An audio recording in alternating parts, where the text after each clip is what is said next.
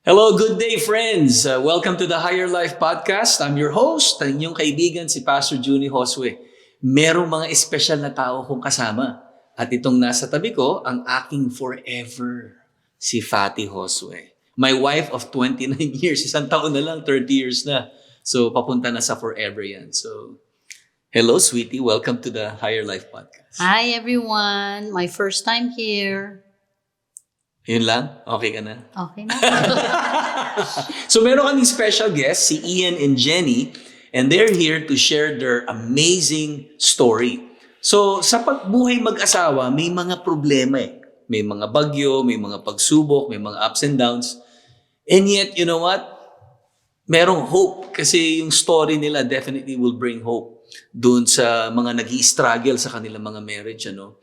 And yeah, Jenny and Ian, welcome to the show. Welcome to the podcast. Ilan taon na kayong mag-asawa?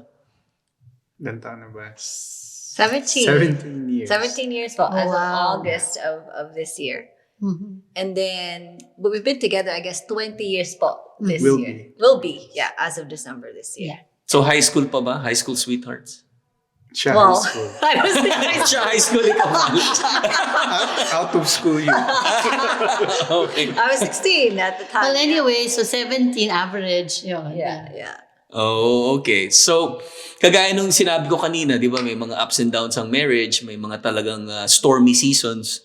And so, ano yung talagang pinaka naging bagyo na pangyayari sa buhay ninyo? I guess like any other marriage, we have our regular challenges. But ang pinakamatindi na comment, I'd say, na dumating sa marriage namin is yung infidelity po. Oh, okay. Yeah. So, sa'yo or ikaw? Yeah, ako po Okay, ang okay. ako po ang nahatulan. Ako ang nagkasala. Yeah. Oh, okay. Yeah. So, So, that was the yeah. biggest turning point sa marriage po namin as far as not challenges but bagyo, as you say. Mhm. Yeah. So, I don't know if you want to talk more about it, how you face that, yung difficulty nyo sa marriage nyo. I think po with me, it was really challenging. So much so that yun nga po, like we said, there's a lot of layers, but this one was kind of like, okay, that was it. I'm the type of person po that will keep trying for something, pero pag ayaw na sa'yo, well, that was my feeling anyway. Pag ayaw na sa'yo, there's nothing more I can do about that. Oh, okay. So, parang you came to a point of giving up? Is that what you're saying? Yes po, actually for us there was even a parang a date, meron lang kaming special event with the family, and then we kind of agreed that after that special event, we were gonna part ways na po. So it's very definite, I would say, that there was an end date na talaga. But seeing now na magkasama pa kayo, so I'm sure something happened. So, can you tell us about it? Yeah. So, as what my wife was saying, there was a time na we were both ready to let go of each other. Mhm. Kasi nga, for myself, tanggap ko na yung kasalanan ko, and the common outcome was to go separate ways. And then I believe it was 2013, around before March, I believe. Yeah, just a few years ago. Yeah. So I came to a point where I was parking. I was parked on the street, and it just hit me that I was about to lose everything. Everything meaning my wife and my family. So I could not think of anything else or anyone at that time. And then, as you already know, and most people probably know, naalala ko na lumapit kay Lord, but I didn't know how to do it. So I remembering Pastor Junie's voice through Yung Ano? radio program? yung radio program Okay, po. yeah. Kasi, yeah, like yung message niyo po every day, like naririnig ko, but like that moment, ikaw po yung naalala ko, like my only way to connect to the Lord. So I called one of our common friends, one of my best friends actually, and got your number, and then I called you that day. So nagkita tayo doon sa aking ikalawang office, which is A&W. So yeah, that was like what, 2015 ba? Yeah, Third- 2015. 2015. Yeah, Oh, yeah. that's Oh, right. 2015. Tama, Yeah, yeah. 2015. So that's 8 years ago. So And at that time, may radio program ka pa nun sa... yeah. CKJs, yeah. So ngayon dahil uso na yung sa internet, so ito na ngayon Ito yung na. bagong program. So yeah, i-promote nyo so God can use not just us but also you in helping others, In the same way na natulungan sila Jen and Ian. So yeah, patuloy nyo lang yung kwento. So what happened after that? Nung naisip mo na kailangan mo ko or kailangan mo So, akong yun nga po, makausap. nag-meet tayo noon, and then I think the key things, of course, we talked in detail how I got to that point of my rock bottom. But I remember ang highlight with our conversation was you asked me if I was ready to surrender. So Yeah. at that time po, parang sa isip ko, hindi naman ako duwag, ba't ako surrender? So it took me a while to respond. Tapos tinanong po kita, ano po ibig sabihin yung surrender? So ang ibig niyo po palang sabihin is, ready po ba akong ipagkatiwala kay Lord yung buhay ko at Yeah. itong lahat na pinagdadaanan ko at that time? And then I remember po, shortly thereafter, I think, you've invited me to your nice home. And there was no pressure there. You just let me know that Ian has reached out. Actually, knowing my husband, parang sabi ko, desperado na talaga siguro to for him, because Yeah. faith is one of those things that he will never, ever even talk about. And I remember at the time, I couldn't make a decision whether I was going to stay. But in my mind, kasi po, for as long as I remembered Ian, he's always had this trouble, lacking troubled past, right? Mhm. So it was the first time that I saw some sort of initiative that he wants to get better. And I felt like, ngayon pa bang mag-aayos na yung tao? Is that where I'm gonna turn my back? So I didn't say, I'm gonna be here forever. But I just remember making a conscious decision. Okay, today, I still want to be with you. And then the next day, and then the next day. So you entertain the possibility na may hope pa yung relationship niyo just because parang you saw a glimpse of hope na magbabago to. Yeah, like I think there was that glimpse of hope, but at the same time, when I look at what's in front of me, there was hope, but at the same time, it felt hopeless. Yeah. So pero one thing that stuck to me was, I think it was during Pastor one of our counseling, Mhm. na sabi mo that forgiveness, we can forgive, but trust has to be earned. Yeah. And so it was freeing for me to forgive but at the same time, I've also seen changes in him. Okay. Kaya that's how it was earned, right? Yeah. And then some of the challenges like as we were going through it, because it wasn't easy. I mean, Of course. for a woman, right? Yeah. Like parang you always question, is there anything that was kulang? Which, even if there was really no reason to say that was valid what he did, at the same time it also opened up layers that I can work on with myself as well. Yeah. So pag po kasi sa men, what I realize is they like companionship. But with me, it's either I like what you're doing or I don't. Pag hindi ko trip yung gusto mo, hindi kita samahan. Oh, okay. So like say for him he enjoys watching movies. I used to think watching movies was a complete waste of time.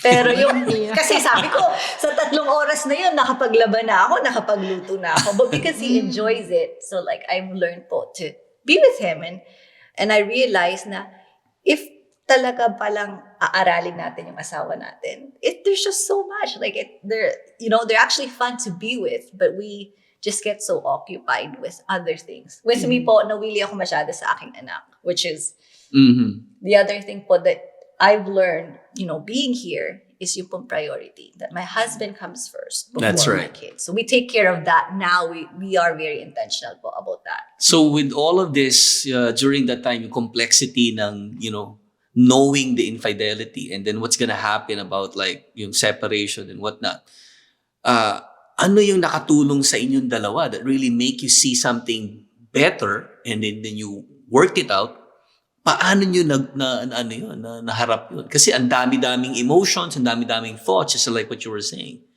So of course for Ian, he surrendered his life to Christ. And was that something that happened to you both? Yes po. Both for me, even, that was a personal thing po with me and the Lord. Right? Okay. So, ang parang na-realize din po namin is, we first had to restore our relationship with the Lord. And then, all the other relationships po dito is affected by that. Okay. Kasi for somebody who's hurting like me, that relationship, I no longer need the validation of other people. That's right. Na, maganda ka naman, ganyan, right? Or that should have not happened. When you're filled with the Lord, parang yung po sa paligid mo, they get that parang overfill ng joy. Yeah, overflow. Overflow. Yeah, that's yeah, right. there you go. Yeah. So it created the ripple effect na naayos kayo individually, naayos yung marriage nyo, and then the rest follows. So that's why when Ian reached out to me, talagang parang hindi mo naisip na, nagiging religious tong asawa mo, or nagiging nakafocus sa faith or spirituality, when that was actually not part of his life for a long time. And so, so at the end of nasa end of the rope na eh. Doon kumapit si Ian, and the same is true with you. And so what happened afterwards when you guys surrendered your life to Christ? Ano yung mga changes na nangyari? Well, for us naman po, one of the biggest help as well is being connected po dito in church, we call it po life group. But essentially, it's people that, even when I talk about it po right now, parang sabi namin, we saw a different way of doing marriage. Right? So, kumbaga po, dati parang, ang alam lang po kasi namin, like Ian was sharing, the guy goes out to drink every weekend and then the mom stays home. Tapos, but here, it's like they're really intentional about dating each other. And then some sort of accountability pa, o dinigno ba yung asawa mo, and they're really putting po their marriage as a priority. Yeah, I guess naging concrete example, especially for me na I question most things. Alam mo yung saying na to see is to believe. So, when we got connected with the church through the life group, cell group program, or nakita ko yung authenticity ng mga tao sa life group namin. Na hindi That's lang good. sila pakitang tao para, bago to, kailangan mabait tayo. And naalala ko nga, yung unang ng life group is like, it should only be good for, I think, 3 months or 1 year, and then we have to disperse. Ang sa Multiply. Amin, multiply. Yeah, pag Sa lumalaki. amin, dahil yung genuine yung support at pagmamahal ng bawat isa and encouragement for each couple, naging 5 years yung life group namin. Kasi nga, naging extended family namin sila. Yeah. And then ako mismo, na-witness ko yung how they work through their marriage, the way they raise their children, the way they support each other during their own personal struggles, regardless of whatever it was. The common thing with all these couples that are our mentors was si Lord yung gitna. And that was very new to me. Kasi sa akin, parang, baka sinasabi lang yan dati ng mga iba, parang pakitang tao lang. Yeah. But ako is I witness it through their lives. And consistently, hindi lang on Sundays, it was every day, years after. So you were saying that when you surrendered your life to Christ, that connected you to Him. But at the same time, you see flesh and blood na mga tao Models. na model sila, examples ng buhay na kay Christ. Tama. Opo. And so they show the example at the same time they mentored you. Yeah. So that's good. And I Yeah. think po that was super crucial. Kasi po, Yes. sometimes kasi what happens is, and this is just the reality, and we're just gonna be bold. Minsan po kasi when there's, marriages are parang labo-labo. Meron naman po talagang other friends. Yung intention naman nila is Well-meaning. good. Well-meaning. Yeah. But the outlet isn't necessarily good. So parang, nung nakita po namin nga with the life group, I was like, okay, ito ang core natin. This is what That's how we're good. gonna go through this. So we really appreciate those couples and families who actually showed a good example ng paano maging Christ-centered. Yeah. Yeah, kasi sa healing process, I understand. Kasi iba-iba naman ang attack sa marriage. Pero ang healing process, sometimes you really need community as a support group. But you have to also be selective. Katulad nga ng sinabi mo, may mga well-meaning pero wala ka talaga makukuha. But with a God-centered, pag ang priority ng mga support group nyo is, ang priority nila is God, then for sure, ang support nyo will be something na talagang worthy of emulating at saka yung marireceive nyo. And for those who do not know yung life group, sa IWC may mga life group kasi kami, usually mga ilang families or couples, and yung group nyo, usually mga 5 couples, I think, mga same age group kayo, if I'm not mistaken. Almost. Same mga ganon. stage in Same stage marriage and family. In marriage and family. Magkakaedad yung mga anak nila. So yun yung mga life group dito. And it became a vital part sa healing ng kanilang marriage. So, importante din kasi talaga na meron tayong mga kasama ng mga Support group. ng mga godly people na talagang tutulong sa atin, will pray for us, will encourage us, and give us counsel pag kailangan natin. And unknowingly, they have become models and examples na gusto nyong i-emulate. Yeah. And to clarify, hindi mga perfect na tao. You can actually see the imperfections. But at the same time, you can see that the goodness that these people displayed is coming from their relationship with Christ. So the honor and the glory napupunta sa Panginoon. Hindi kami or tayo pwedeng magyabang kasi alam natin yung pinanggalingan natin. But that's a good point na nakita natin na yung support really made the difference. Aside from you guys surrendering your life to Christ. So now, where is your marriage headed? Parang ano ba yung purpose ngayon ng marriage nyo? Kasi imagine, after 8 years that you guys surrendered your life to Christ, kayo na ang head ng couples ministry ng International Worship Center called The Pursuit Ministry. Congratulations. Yeah. So I'm so proud of both of you. We're so proud of both of you. So I think I'll start with saying that, and it's a verse, it's Romans 8:28, and it says, na kahit ano pa yan, God can turn it around for good, according to the purpose and the will that He has for those who love Him. That's right. Right? So, para kung sa akin now, looking back, parang like, oh, ganun pala. This is why, I mean, it was not an easy, it was not an easy battle, and it's not something that I would say, I'll sign up for that again. But at the same time, if it didn't come to that point po, we wouldn't know this. We wouldn't know the Lord first things and foremost. Right. We wouldn't know this community. And now we're just very enthusiastic in sharing our faith with anybody and everybody. That's what's gonna change it. Minsan po, people would ask about practical advice, and we do. There's practical advice, but that's ultimately what it was. We really surrendered our life and our marriage to Christ and our families. Yeah, so after that, na bago yung buhay nyo, yung marriage nyo, you also found your why. It's also to share kung ano yung kabutihan na nagawa sa inyo ng Lord at saka ng church, in it's making a difference. Like, yung buhay nyo is now making a difference, right? So, and for Ian? Yeah, sa akin po, Pastor, and for those who really knows me, they probably wonder, like, qualified ba tong taong to even lead? And as you know, I always tell you, hindi ko man maalala lahat ng verses, pero hindi naman po ako or tao ang nagka-qualify sa atin.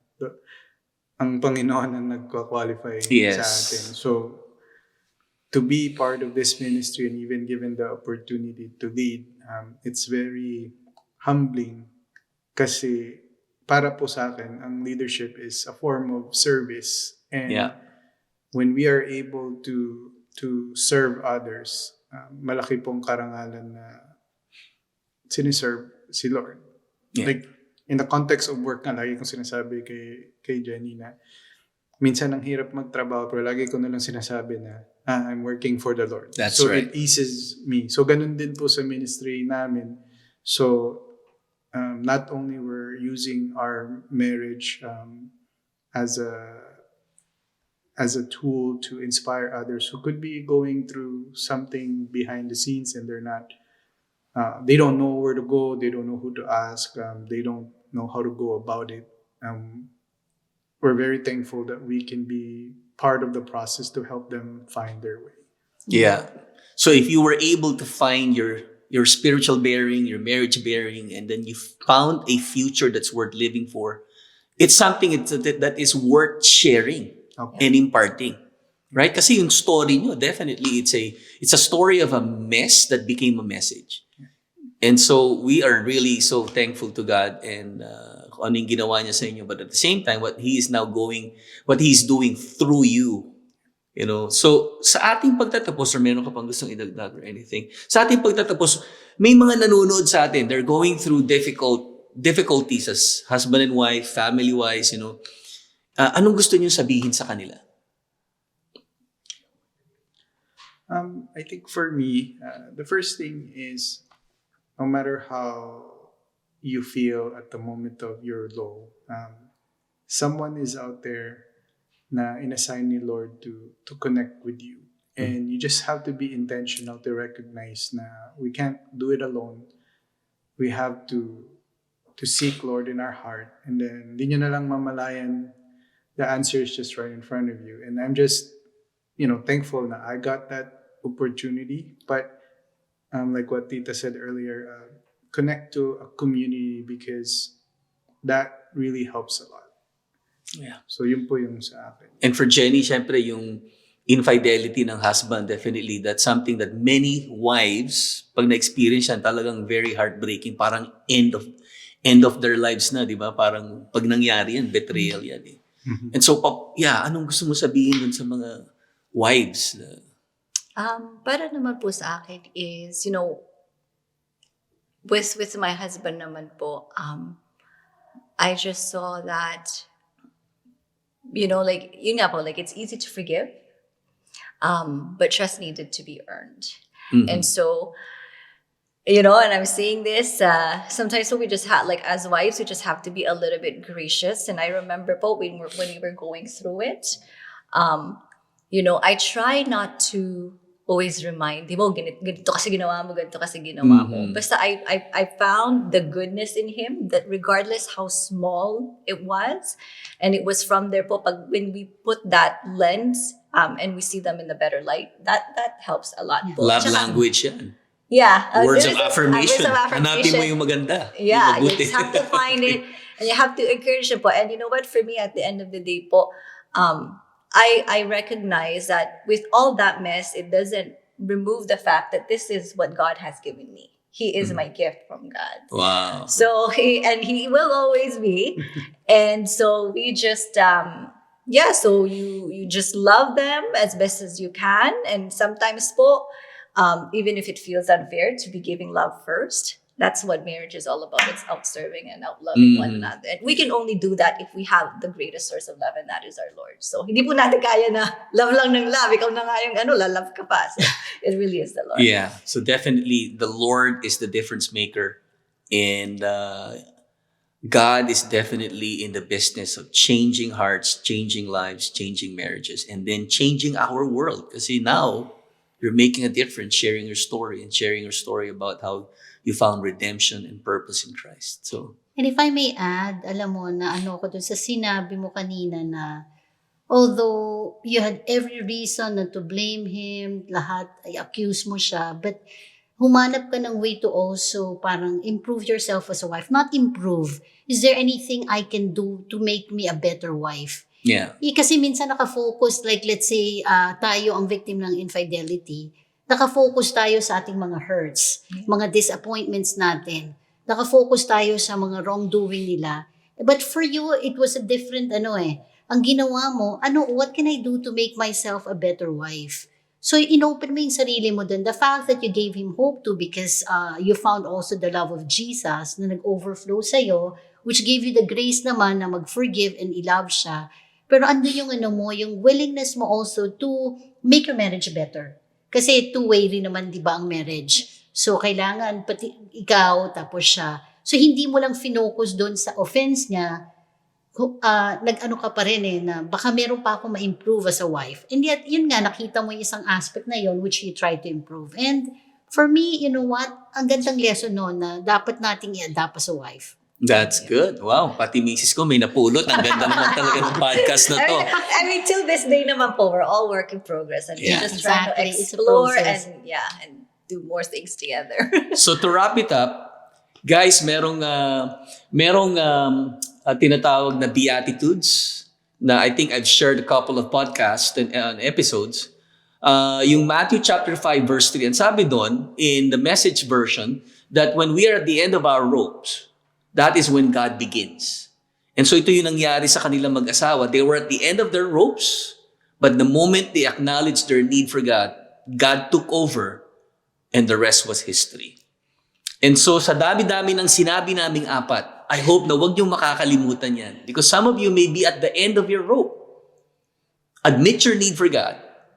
And that's when God begins to do wonders in your life. That's what a real blessed life is all about. Having God in your corner. So God bless you. Thank you for your time. Maraming salamat na nakinig kayo sa aming apat. Thank you, Jenny and Ian. And thank you, my forever. Okay? Nakasama kita ngayon. And so don't forget to like, don't forget to share, and subscribe para mas marami pa po ang mapagpala natin, matulungan natin. And so God bless you. Magkita-kita tayo ulit next week sa aking Higher Life podcast. So God bless you. Bye-bye. Bye-bye.